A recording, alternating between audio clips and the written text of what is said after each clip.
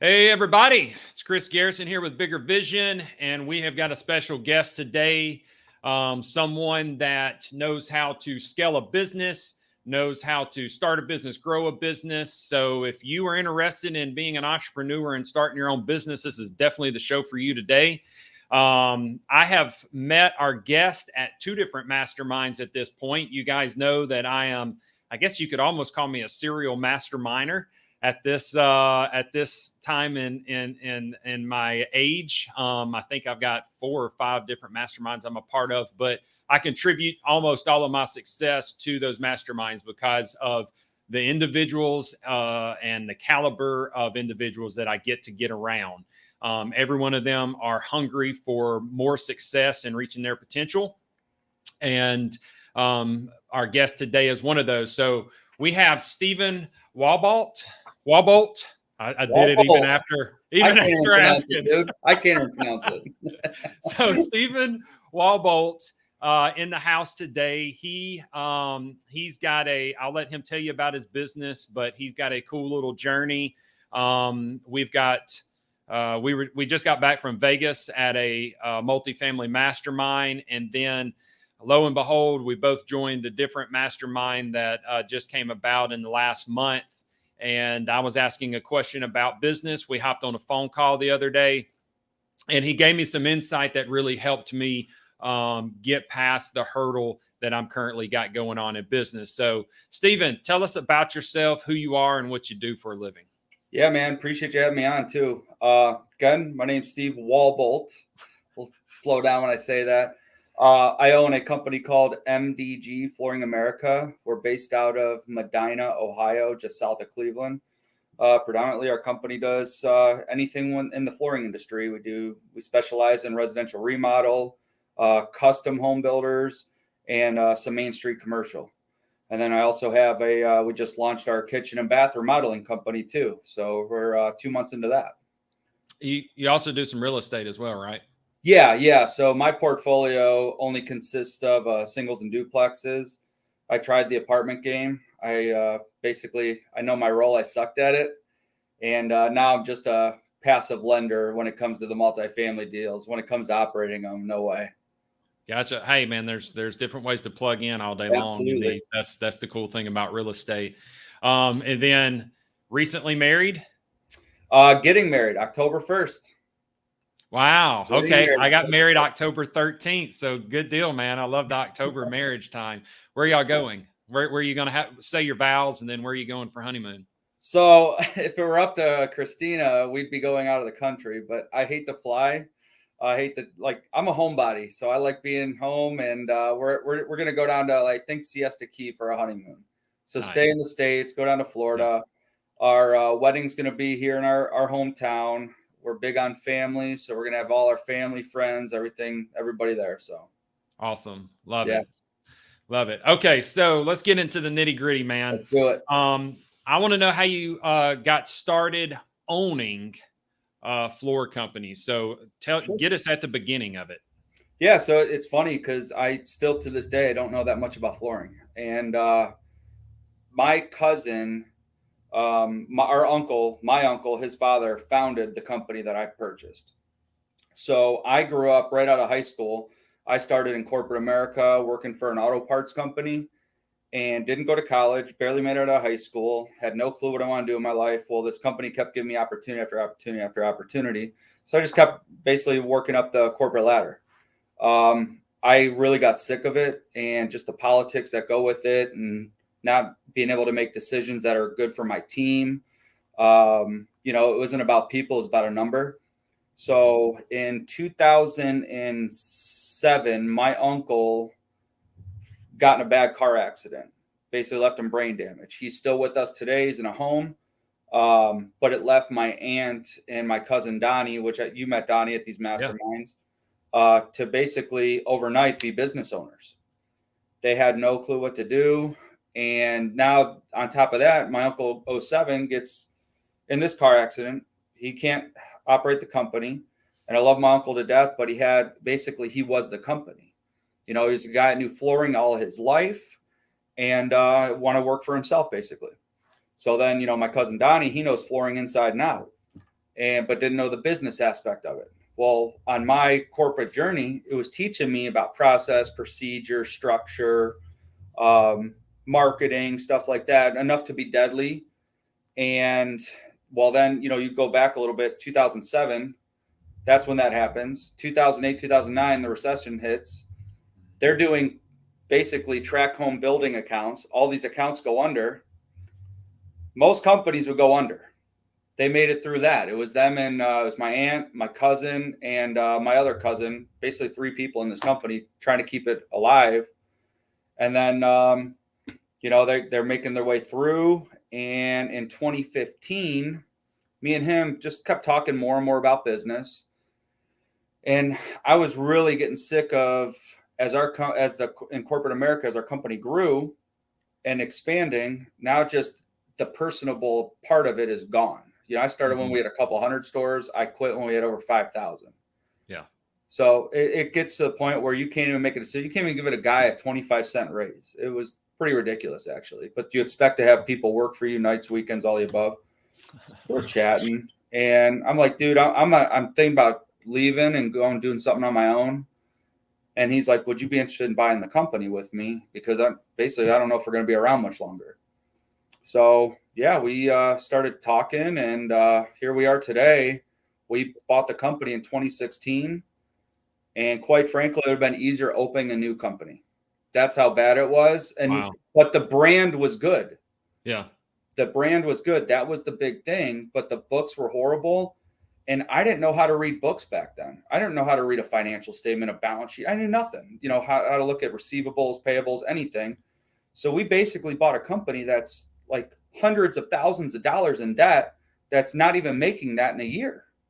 So to get out of this hole was it was brutal, dude. It was brutal, but it taught us a lot, not just about business, but about life too. So tell me, how did you get past not understanding the books? Like, what did you do to fix that? Did you gather that knowledge? Did you find somebody with it? What did that look like? No, I didn't know how to find somebody. I didn't even know what a mastermind was then. I didn't know how to find a mentor. I didn't know any of that. Literally, I'm a very budgetary person. So I just wrote a budget and put our debt in, and how do we piecemeal, like, paying off debt. I know probably a lot of followers on here aren't probably a big fan of Dave Ramsey, but it's funny, like in 2008, 2009, to and from work, I'm listening to his CDs in my car. So I think there's levels to this stuff, and levels to your financial literacy and how you grow. Yes. Do I disagree with some of the stuff Dave Ramsey teaches? I do. But at the same time, he also got me on a track to teach me how to build a budget and be very disciplined how I spend money and pay bills on the personal side. Yep. So I took that and applied it to the business side. I didn't give a shit what our P&L looked like. I didn't give a shit what the balance sheet looked like. We just had to make it through, make sure we made payroll, paid our vendors to order material. I could care less how clean it looked. I just made a budget to where we wrote, basically didn't even realize we were writing KPIs on sales, on leads and stuff like that to basically pay our bills. Yeah. So I love the simplicity of what you just said, because I do believe that a lot of people will get stuck in the complication of the lingo that's found in the industry and thinking, well, I need all of this and need all of this and that. And the reality of it is most people get started the exact way that you did. I know I did. When I first started, if I had the money in the bank, we could buy it. If I didn't have the money in the bank, we couldn't buy the additional tool. As soon as I did a big job and I saw I had enough to go buy some more equipment, then I would go buy the equipment, knowing that I had a little bit left over for me to survive on for the month. And most businesses, especially owner operators, that is how they increase. But there's another point that you made, and you was talking about corporate America. And I had experience with a corporate company called CarMax. Is a Fortune 500 company, and that I just heard you say it, and I say the same thing. I took some really good structure away from that, although you didn't have that family feel, and there is a lot of red tape. Sure. There is something to be said. Your journey happens for you. Life happens for you, not to you. And I think it's important that our listeners our watchers really remember whatever you're in right now, there is something to take away from that. Just like with Dave Ramsey, you don't throw the baby out with the bathwater. Well, you know how many times I'll go to like a networking event or a meetup, and especially in the real estate space, and someone's like, oh, Dave Ramsey, this, and they don't even have their own house in order. Yeah. And it's like you're bashing a guy that you don't really even have your own house in order. It's because a guy that's already 10 steps ahead of you maybe disagrees with him, and you're trying to basically emulate that person, but you don't understand what the trenches, the things, the hurdles he's had to go through to get to where he's at. So I don't knock people like that. I think you can take something away from everybody. Yes. And that was part of my journey. And it's I owe a lot of success to where I'm at today, both personally and professionally, to Dave Ramsey. Listen to those CDs to and from. All right. So move us down the timeline of you jumped in right after the recession, and now you're just starting to throw a budget together, not really worried about what the terminology is behind that budget. You just know you've got money allocated in certain areas so that y'all can function correctly. Yep. Move us past that point now. So yeah, obviously we got a good accountant to help us clean up with the tax returns, because tax returns were a mess. I have no clue how to do any of that. Don't even want to learn it. And then I guess my mentor at the time, and still is, was my financial advisor. And she's been phenomenal. And I was very brutally honest with those two. Like, I don't care how I look on paper. We got to be able to survive. Yeah. So for months, I probably came into the company maybe too corporate America mindset and come in like guns drawn. But it also helped change the entire culture. There was no values, there was no mission, there was no vision. It was just kind of wake up and each person did their own thing. There's no really direction.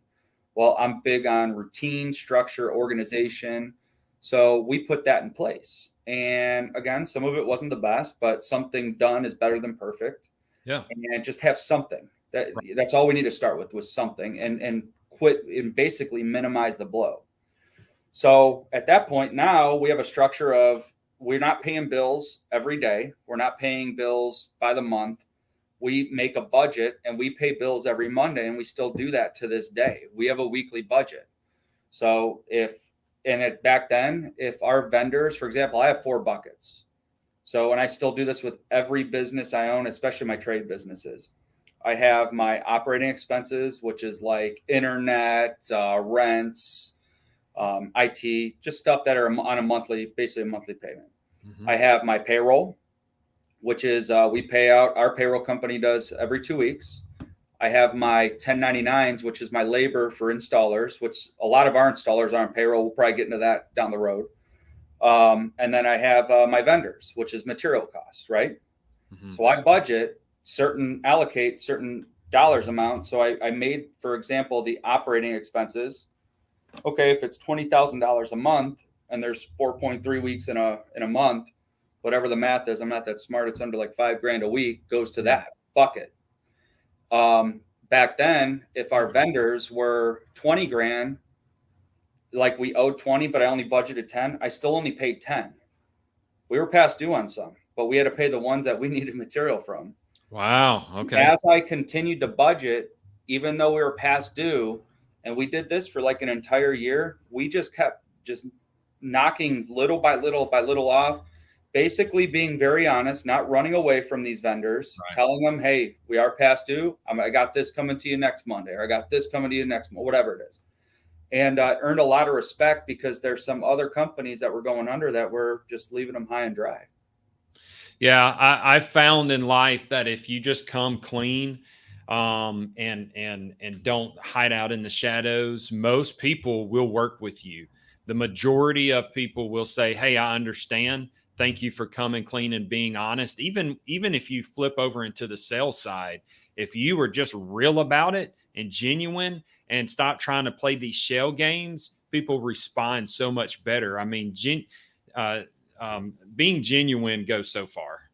Dude, and I think you got that or you don't.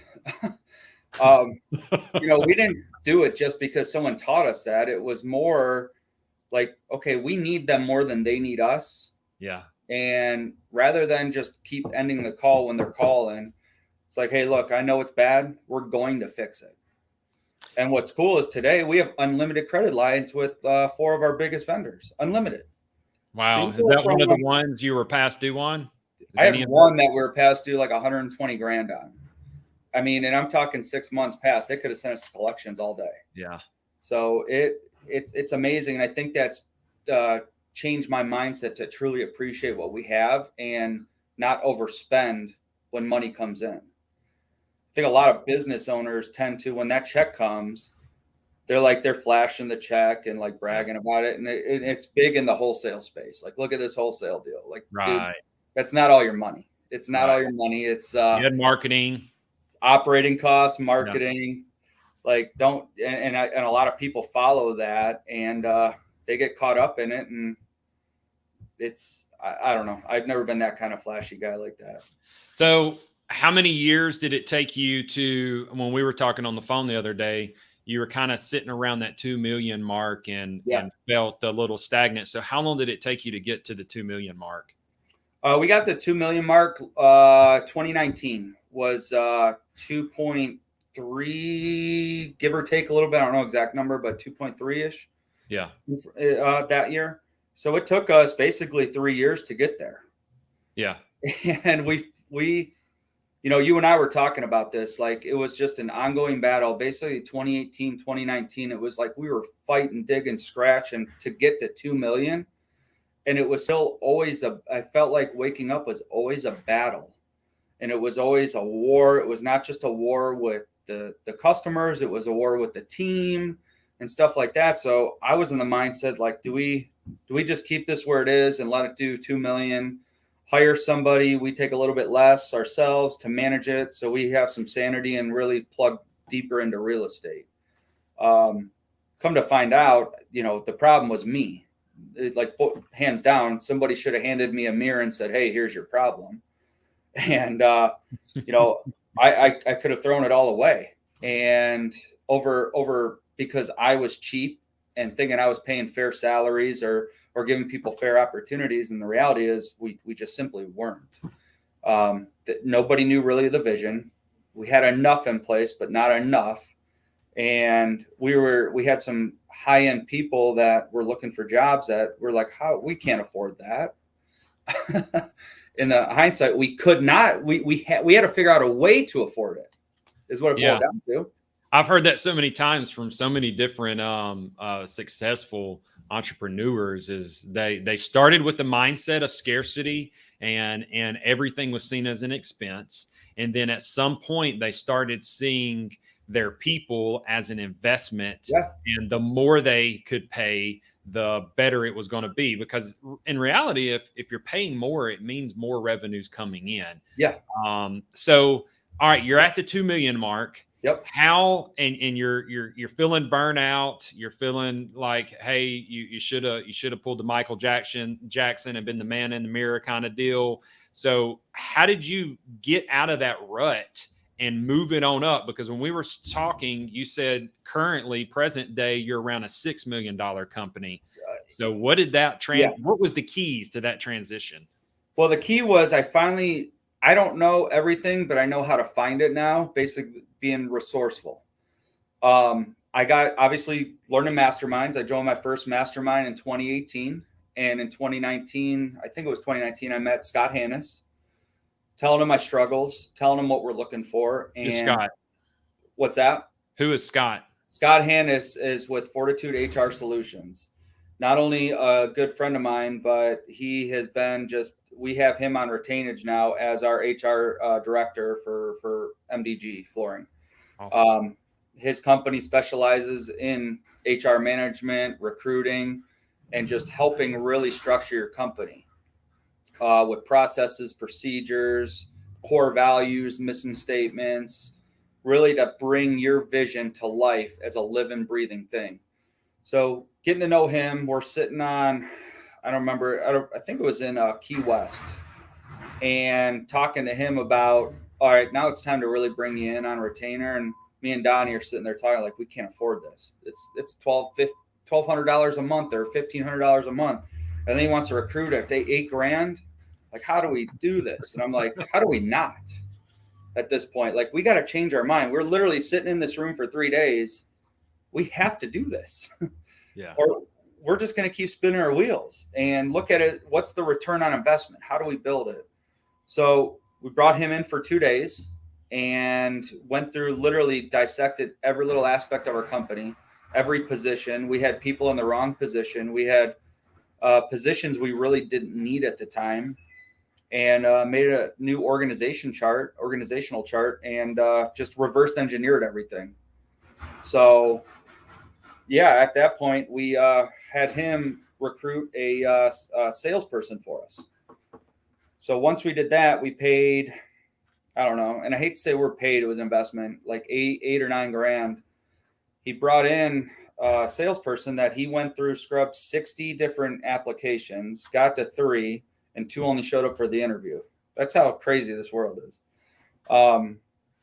We hired him, highest paid person I've ever paid for in my life on a salary. Yeah. But this dude's 3rd month, he wrote $200,000 by himself. Man. By himself. Debunking all like the stories I heard from the other salespeople. Oh, we can't do this. We don't have time. This guy's doing it in 35, 40 hours a week. Yeah. Really changed the mindset for Donnie and I at that point. And it was a snowball effect. He came in with that action. Did you have to, like, what did your onboarding look like when he came on? Yeah. So we did we made a training schedule, and what we did is made a month training schedule. But one thing we did fail on with him is, one, we never made training schedules really before. We always just put them with whoever their manager was, but that was it. There was no actual written out training schedule. So one of the pros that we got better at is we made a month training schedule for him. The second thing that we made a mistake with him on is we didn't make a consistent routine. What does his job really look like on an ongoing basis, basically? He helped create that for us without him knowing he helped us create it. That's just a strong guy. He's our sales manager now. He got promoted within his first year to sales manager. And, with that kind of mindset, and I always was scared of paying somebody a high salary because I'm like, we're going to lose money. Well, now I just reverse it. Like, hey, what's the 3-month investment to this person? And are we giving them all the tools to make them successful? I think that's where a lot of companies really miss it. They think, and I've been guilty of this as well. They think that they just didn't hire a qualified person, but the onboarding process sucked within the business. So it's like you having to it's like being dropped in the sea and saying, okay, learn how to swim. Well, there's even more to it. So you look at from a whole business, if you're looking at the whole picture, if you need somebody because you're busy, well, how many companies hire someone where they really don't even know who their true customer is? Mm-hmm. And I see that as one of the biggest issues. When you don't even know who your customer is, how do you expect your team to service your customer when you, the owner, don't even know the customer? 2, you don't have a routine for them. You don't invest time into training them. There's so many things I see missed with this. It's crazy. I don't know if you guys can hear that in the background. I apologize. I don't know what's going on in my office. Man, you're at work. We hear some work in the background. Yeah. So but that's I think that's even the other part of it is not knowing your customer, not knowing your vision, not giving a person enough leads to be successful. Yeah. You see that in a lot of companies. You hire someone, expect them to write 50, 100 grand a month.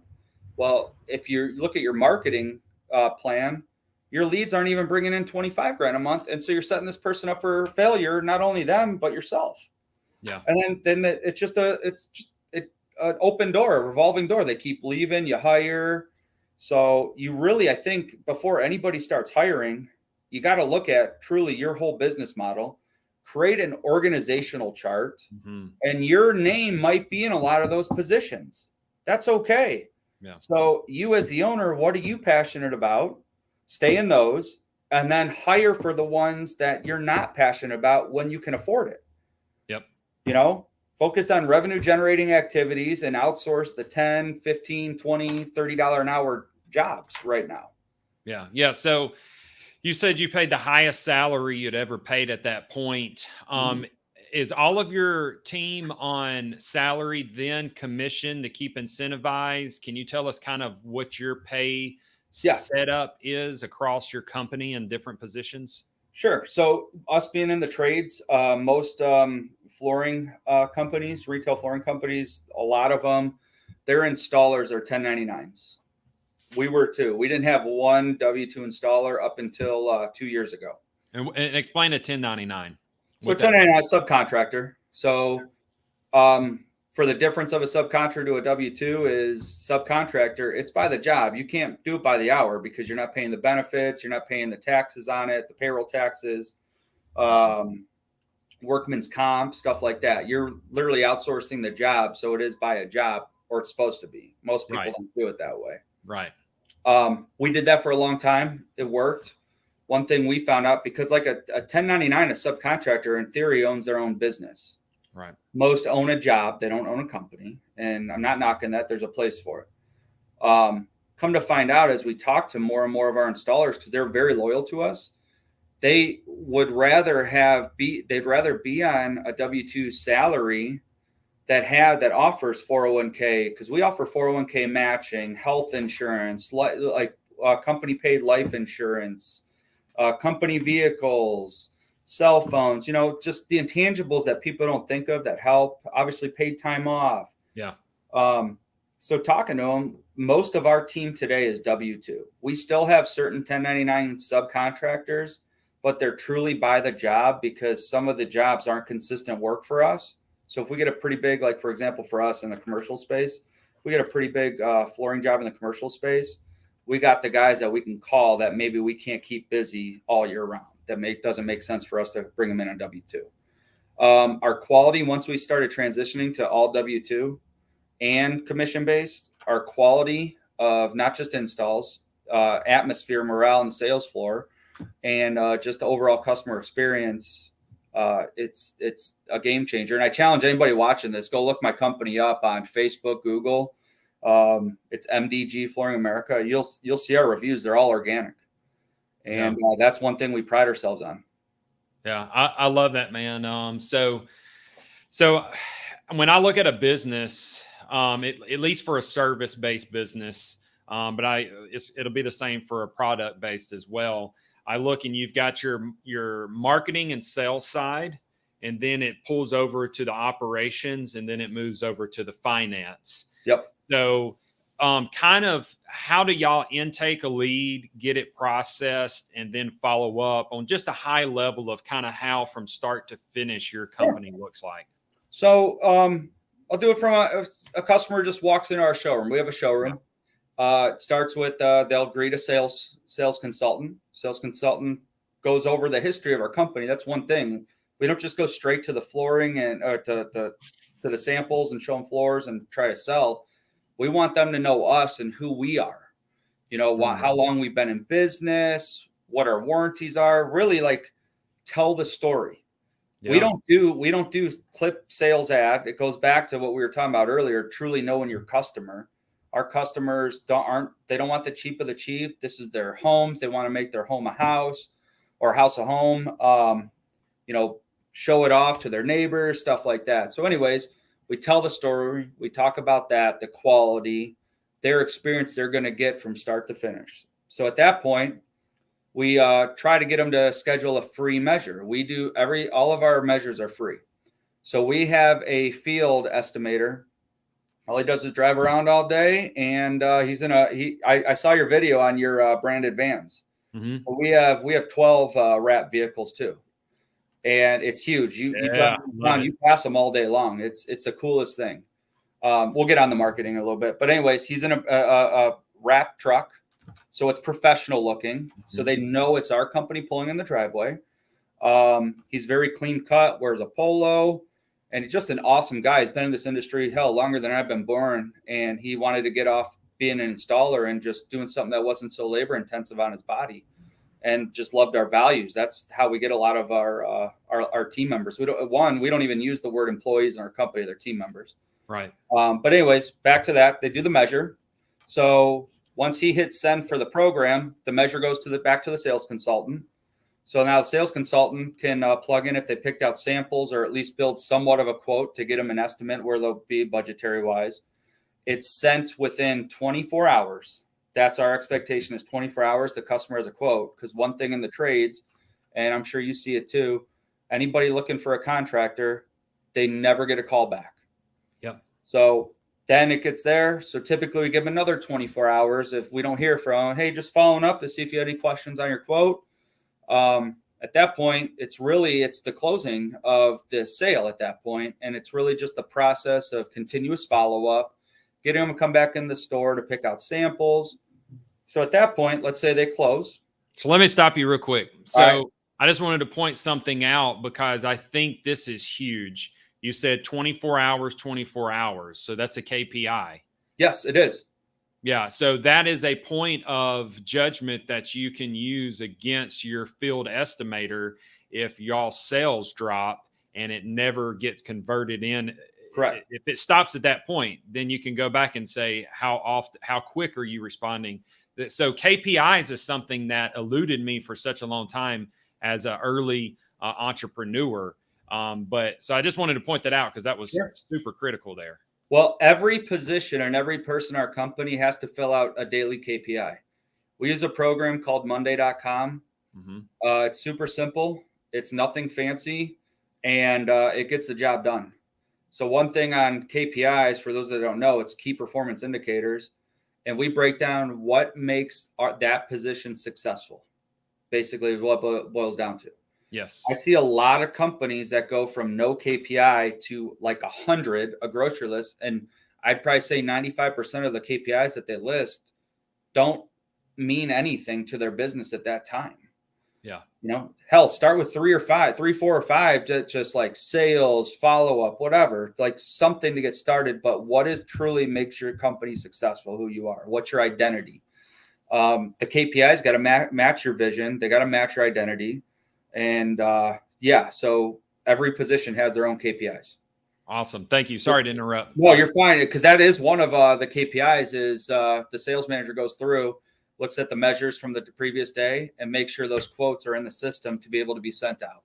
Yep. So within a 24-hour period.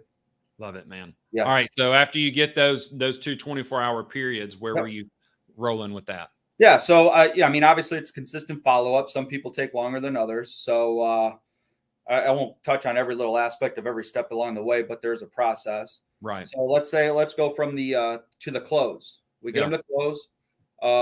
This day and age, a lot of people don't like to come back to the showroom. So we offer them we always want them to come back in. I think it is more personable and that's who we are. But we also allow them to sign electronically to get their down payment, their deposit. What do y'all use? DocuSign? It is DocuSign, not Dotloop. We were looking at Dotloop, but DocuSign, it's super simple. Mm-hmm. So again, that's an investment. That's a monthly operating cost. But guess what? We might lose sales by people not wanting to come in and pen to paper. Yeah. So anyways, we get it. Now, the minute that's ordered, the following day, it goes to our basically our office assistant who places the orders.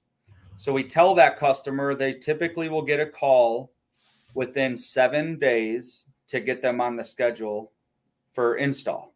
That gives us time to see when the material's coming because we order everything a la carte. Mm-hmm. So at that point, it goes to the office assistant. She gets everything ordered. It prompts in our system to let our operations manager know that it's scheduled for this day. So now he gets with the installers, looks at the installer schedule, who's open where, and every Friday he's calling customers to get them in the schedule for, hey, your material is expected to be here. We'd like to get you on the schedule at such and such date. Mm-hmm. So, and that goes back to the sales process. We under promise, over deliver when it comes to that too. And if I'm getting off track here, let me know. But no, you're good. I'm watching the questions pop in, but you've already answered them. So, oh, did I? All right, cool. Yeah. So basically, we tell them typically our schedule's out 4 to 6 weeks. We really like to be under that 4-week mark, but we build that buffer just so we under promise and over deliver. Yeah. All right. Anyways, back to the operations manager gets it on the schedule. Now he has the job worksheet. It goes to the installer in their mailbox, so they already know their next week's schedule. That installer has a checklist, basically a KPI for the installer. to go through the cleaning, go through the floor prep, demo, cleanup, et cetera, et cetera, et cetera. Collection of final payment. So after that, the installer has to let the operations manager know that the job is finished and either A, collected, or B, sales consultant needs to call in and get credit card payment or however it is. Right. At that point, we make sure that the customer is happy. They sign off on the job, actual pen to paper in-house before our installer leaves, that they are truly happy. And next, this is something I think everybody should be doing that aren't. At the end of it, we're always asking for a review on either Google or Facebook. Yes. For our world, Facebook's big because of who our clientele is. Mm-hmm. So always asking for a personalized review, not just for the company, but for the installer and the salesperson. I really want them named in it because I think that's huge. You know, Definitely. To get off on a tangent, it's not MDG Flooring America. It's Donnie at MDG Flooring America. It's Donnie's business, not my business. That's your business. That's your lead flow. That's your referral base. That's huge, man. I love that. Yeah. And then we also do handwritten thank you cards after the job's done, and that's a KPI. They have to turn those in every week. Mm-hmm. And you know, we could easily save time by going and printing mass corporate looking thank you cards at, you know, from the MDG team, whatever you want to say. Right. We will never get away from pen to a thank you card. The thank you card literally says thank you. It does have our logo, but it's blank. Yeah. And that's where whoever is the salesperson can write a nice note that's personalized to it, and it's physically mailed out. So how do y'all transition? Your collections is due as soon as you're done. So that on the residential remodel side, yes. Yeah. Mm-hmm. Yeah. Okay. So you moved us from marketing to operations to collections, and your collections is not really massive. Now, when you get into the bookkeeping side and allocating expenses and all that, yeah. Do y'all have an in-house bookkeeper? We do. Okay. Yes. And then you got your CPA that does your final taxes at the end. So that was the meat and potatoes pretty much of a company. There's a few things that we do as well, like yourself, that I think are really key. One is you talked about your communication, the follow-ups, and being prompt with your communication with those estimates. I have found that we've got a great little CRM system, and it text blasts our customer once we've got an estimate done and it's been emailed, and it'll text it as well. The other thing, when we are going out to site, it will tell them that we're en route. It tells them we hit a start button as well, which tracks internally when we actually start working on that job site. And then it cues the customer's attention again when we're finished.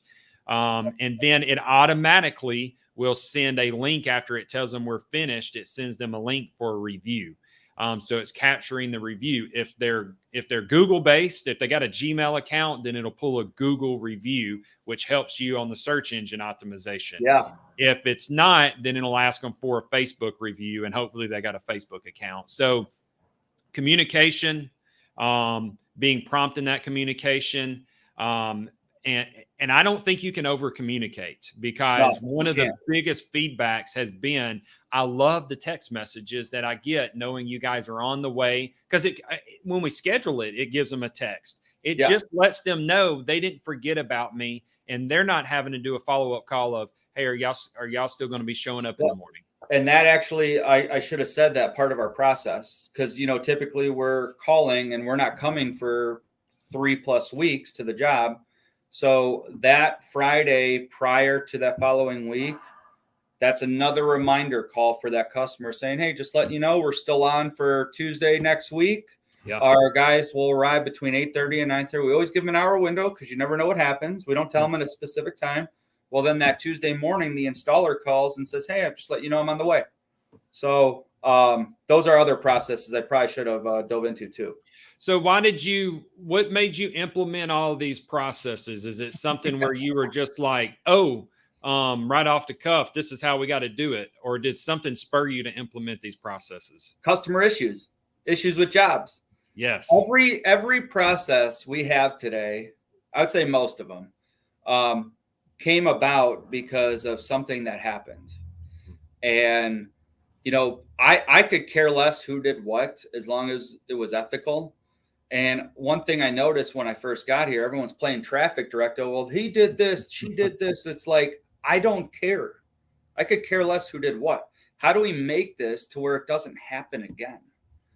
And found out there's flaws. Like there was a lot of missing pieces to each process and procedure. So now when that happens, we add a new one.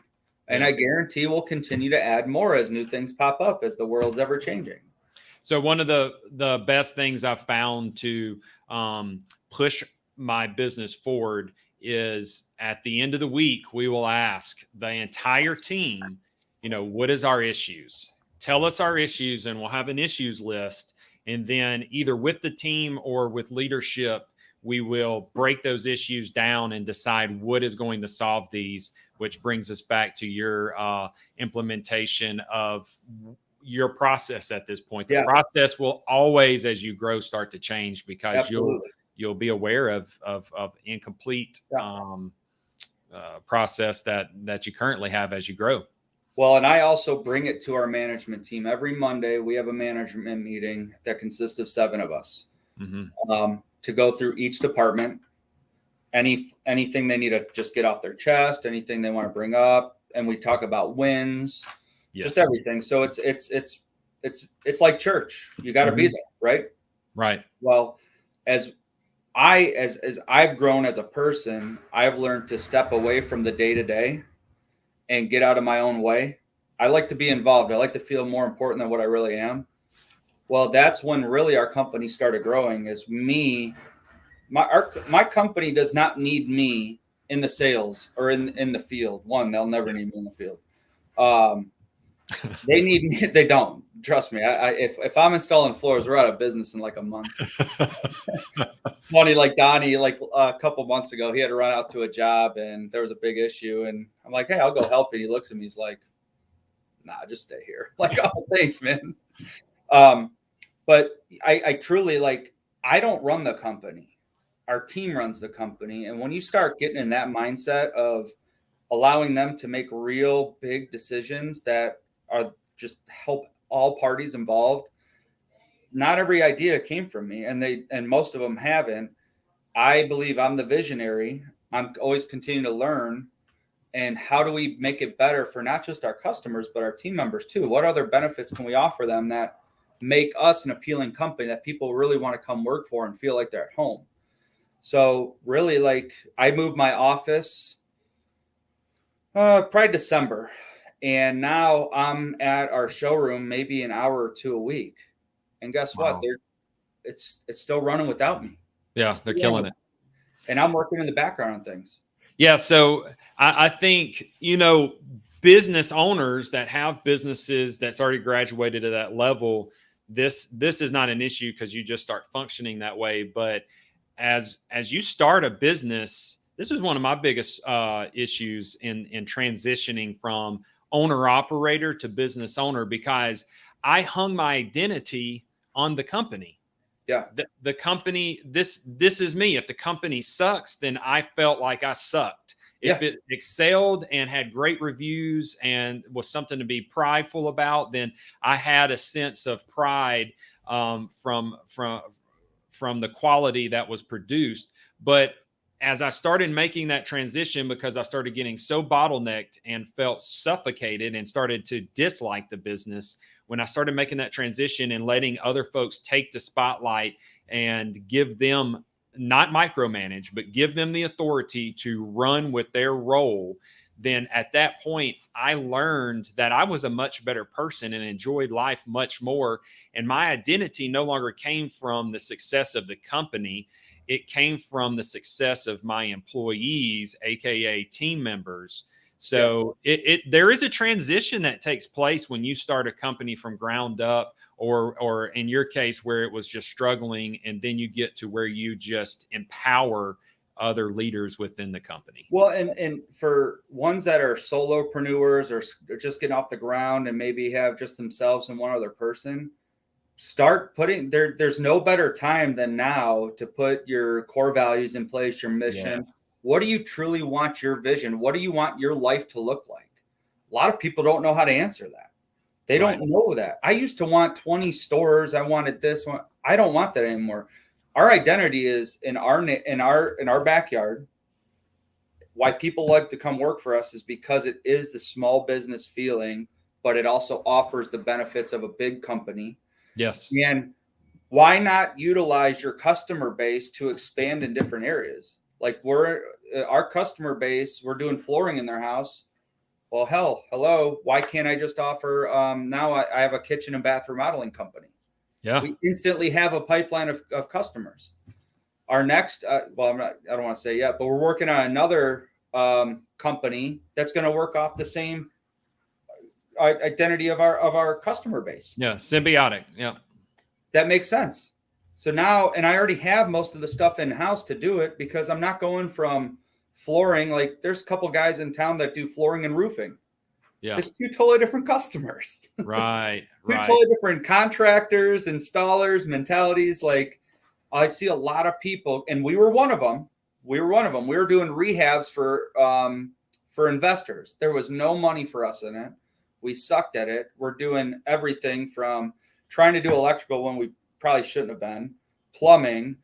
And I'm like, dude, we need to learn to say no and focus what we're good at with our good customer base.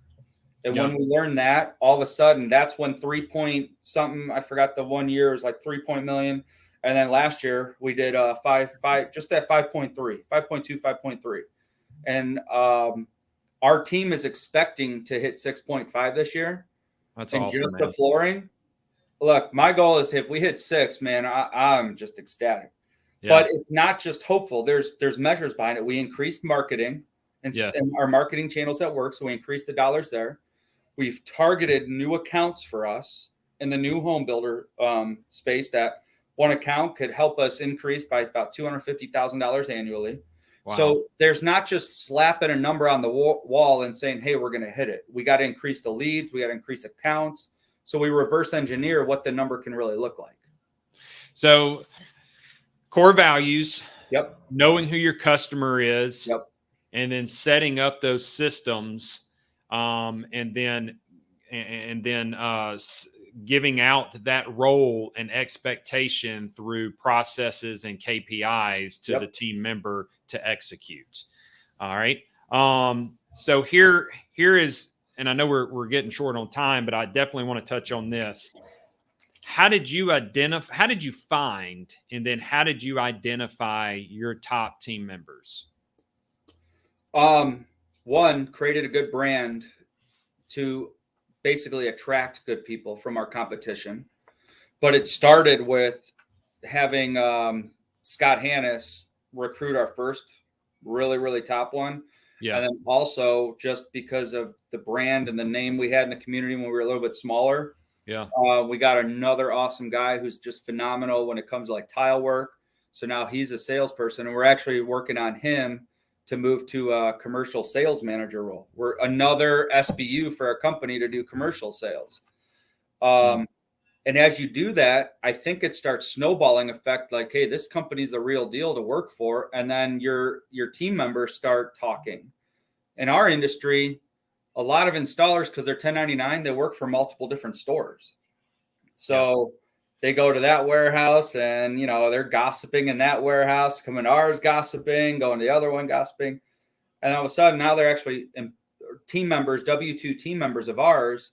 Well, they're telling their friends about, hey, like here, we got this over here. We take pride in our stuff. Like they're not driving rust buckets of vans. They're driving nice vehicles that are wrapped. We give them apparel. We don't charge them like some companies charge. And I'm not saying I never will, but for most of the stuff, I think I'm going to always have us make sure that we offer that, because I don't want them to inquire that cost for putting our brand on their clothing and feel like, oh, I don't want to buy a shirt. Why do I have to buy another shirt? You know what I mean? And I think that's just something like a perk to work for us, that they don't have to worry about that stuff. So your image that's projected into your marketplace not only brings customers in, it also brings talent for new team members. I love that, man.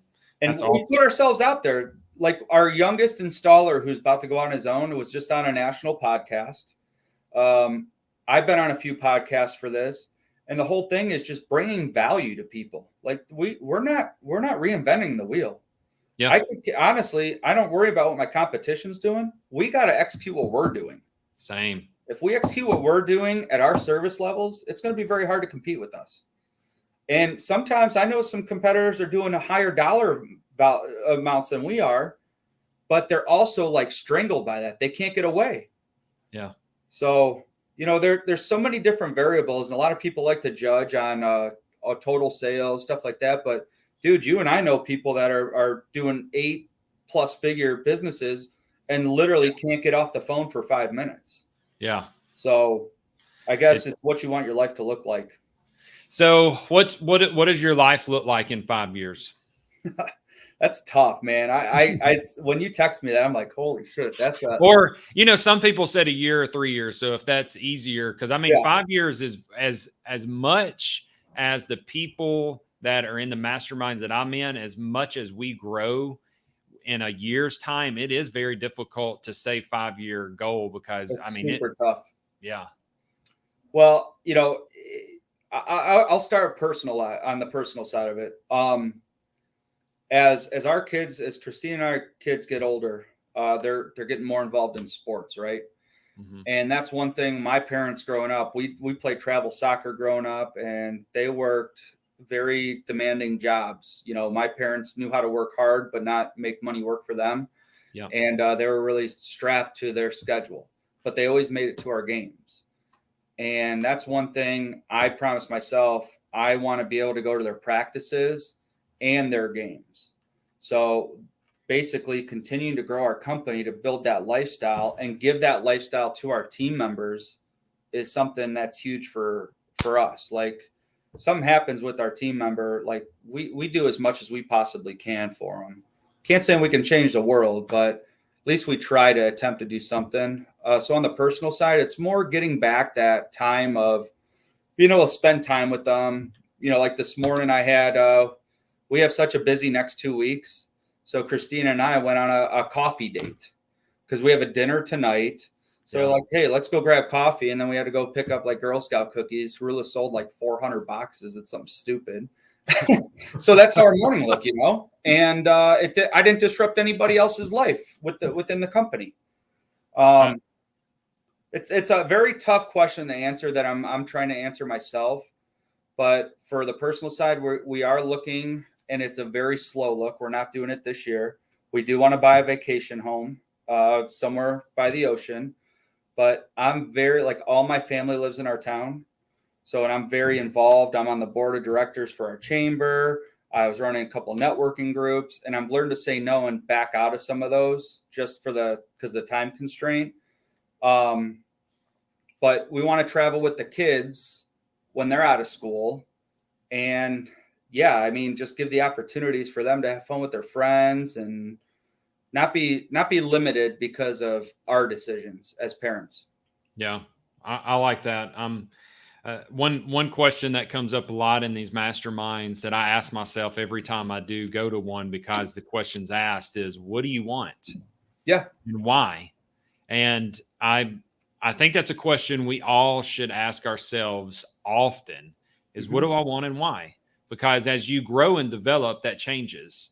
Big and time. If you're not asking that question to yourself, then what you chose 6 months ago or 2 years ago might have you in a path that you're not necessarily wanting to arrive at. Yeah. The destination. So, all right. So tell me about a book. What book has impacted your life the most?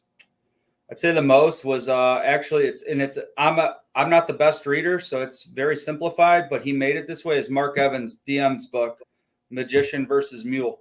Same, man. Here's one thing I've really committed to myself the last 2 years. Basically, 2 years, because when COVID started, you're at home more. I listened to audibles all the time prior to that. I never had a paper book. And I'm not knocking Audible. It was just a mindset shift to kind of stay away from technology the first part of my day. So I went to paper. And my mornings now are reading a chapter of a book a morning. And some people are like, oh, that's not enough. Well, to you, it might not be. To me, it's enough. Yeah. So, and I'm like, quit comparing yourself to other people, and the journeys are totally different. But anyways, that book simplified how to really like figure out your lifestyle, quit just, exchanging time for money, and bringing value to not just your family, but to your people that surround you. It's a super simple read, but really to the point. It's just direct.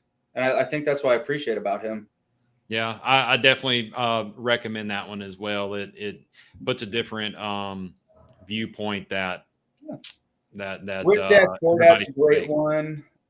Traction for small business owners. Traction. E-Myth. E-Myth is a phenomenal book. I can go on for days on some of these books, and I don't read 60 books a year. I probably read 12. But yeah, I'm an Audible junkie. If I sit down and do the paper, I end up falling asleep because I'm sitting still too long. But sure. Audible just fits into my lifestyle. All right. So do you have any YouTube channels, podcasts, anything that you follow that you would recommend? Again, it goes back to Mark Evans. The Deal Maker podcast is probably the most blunt, to the point. No smoke and mirrors. The value in it is insane. And it goes back to masterminds, dude. It goes back 100%. To masterminds. Like, you're in 4. I couldn't handle 4. I'd confuse myself. I get the shiny object syndrome. I was a part of 3, and now I'm a part of 2. And I got identified. These both make sense for my life now. Yeah. I will say this on my masterminds, like all of them have a different level of commitment. Like the Deal Maker family, that is a weekly call. Yep. And then there's a lot of activity on the private Facebook group. So it's a little more commitment, but it's very relative to what I've got going on in life currently. Exactly. And it helps me get past these hurdles. Like my notes, I hardly ever take notes, but I literally walk away with a page of notes after each weekly call that I am trying to immediately implement. Sure. But some of them is just a private Facebook group that's a little small due per month, and I can hop in and out, and I catch little tidbits also that helps me become aware of new investment endeavors. Because after you start when you get past that slump of cash flow where you're just getting enough for yourself, and then you start getting some surplus, you want to get it into something that's going to create new money babies. Yep. And that's why I try to stay plugged in. And actually, you and I were talking about this with our companies. Like, I was at the point at 2 million where this was like overwhelming. I couldn't break that next barrier. And finally, I just learned to say no to a lot of things and stay committed. There's money to be made in any industry. I don't care what industry you're in. Yeah. If you're all in and make a successful company, like, dude, we're creating not just, it's opening us to be able to lend passively on bigger deals, to buy our single family portfolio, to help in that. Like, we have partners in that's really passive for us. That's another one. That's a company that we have a lot of processes and procedures in place. And also, I have an e-com store, which throws off some money. It's cool. But dude, I'm really involved in these, the non-direct whole life policies, basically creating our own bank. And that's another book. What would the Rockefellers do? Life changing. I've heard that a few times. It's awesome. I told my financial advisor, I said, because I opened my first non-direct whole life 5 years ago. I'm like, you should have made me read this book. I'd have 10 of them by now. Basically create your own bank, and you can be able to fund your own company. There's so many cool ways. Is that a self-directed IRA? Is that what you're saying? No, that is not. It's not. I'm no advisor, so I probably shouldn't be giving advice, but not a self-directed IRA. It's not. And what did you call it again? It's a non-direct whole life. Non-direct whole life. Okay. So it's a life insurance policy. Yeah. Read the book. That'll help. Yeah, man, I'm going to check that out. That's why you have these conversations. You hear something, you're like, whoa, what is that? I've never heard that before. If you're into it, I might want to be into it. So, all right, man, I've taken enough of your time. You have dropped some major nuggets. I know the audience has got some takeaways. This is definitely one that you should listen to multiple times, because if you are trying to grow a business, get into business, There's so much that you just dropped that was Appreciate it. necessary for it to be successful. So how do people get in touch with you? How do they find your content? I need you to hold me better at putting content out there. One, I want to make that public. I want you to hold me accountable for that. Two, just shoot me a DM on Facebook is probably the best bet right now.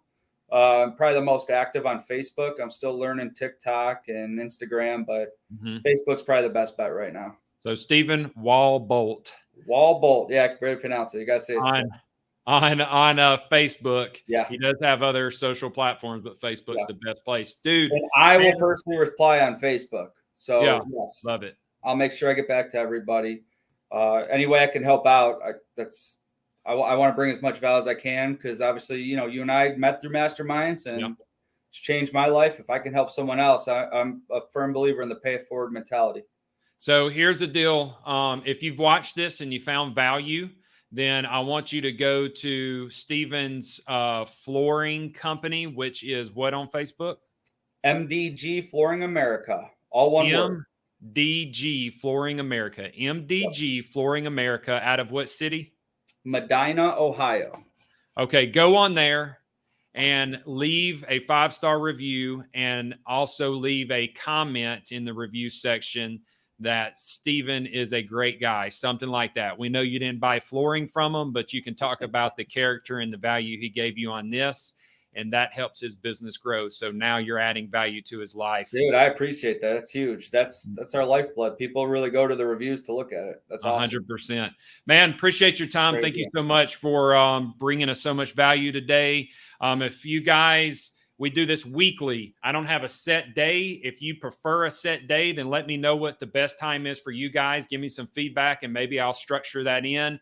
Also, share the Bigger Vision Facebook group with your friends and family. We're trying to really drop some value here that touches on mindset, business, and investing.